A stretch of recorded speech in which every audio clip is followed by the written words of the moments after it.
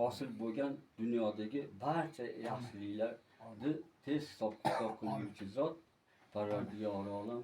Bitta ikkita misol keltiramiz. Mana bu yerda ehsonlar bo'layotgan eng asosiy sababidan ayollar mana juda bir mehnatlari bilan bular mehnatlarini ham jamoliga yozsin iloyim.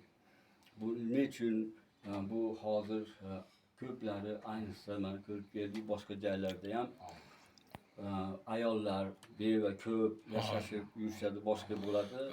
Nima uchun bu urushlarda musulmonlar mana shunaqa bir-biriga yordam bera olmaydi deydigan so'zlarga mana shu bitta ajoyib Qur'onni ichiga yashirib qo'ygan jamoli haqidagi duolarimiz sabab bo'layotgandir.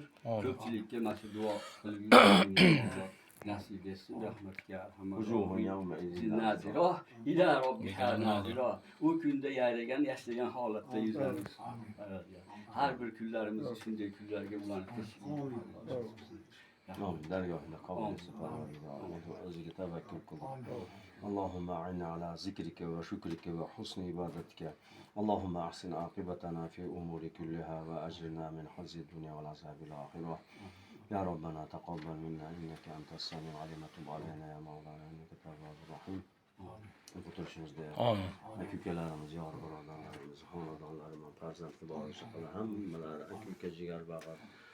Alloh taolo tinchlik, omonlik, xotirjamlik, qalblarimizda bir-birimizga mehr, muhabbat, intifoligimizni ziyoda qilib, dunyo va oxirat yaxshilardan nasib etsin. O'zini rizoligida, o'zi aytgandek jamoliga oshno qilsin, Allohning muhabbatiga oshno qilsin.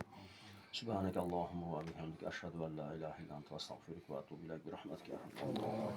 Yana bitta so'zga cholasi qolibdi. Gapni orasida Hajarul Aswadda shu hali payg'ambarimiz o'tgan uchun o'pamiz ekanda. Yoki borganimizda onadan hali yangi tug'ilganda bo'lib go'day bolaga o'xshab qolamiz ekanda. Agar bizcha gunohimiz qoldi desak ham bo'lmaydi ekan. Shuning uchun u yerda o'zini haligi go'day bolani biz aytamiz-ku. Kim meni o'pib qo'ygan deymiz-ku. Shuni singari u Hajarul Aswadda Alloh tomonidan o'tgandek bo'lib, Alloh nasib qildi.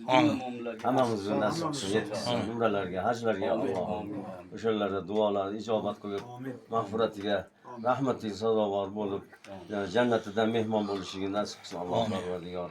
Allohu akbar. Ana hozirga mana yoqmagan ekanmiz, yoqib qo'ydim. O'shirdingizmi? Ha, endi o'chirsiz ham bo'ladi.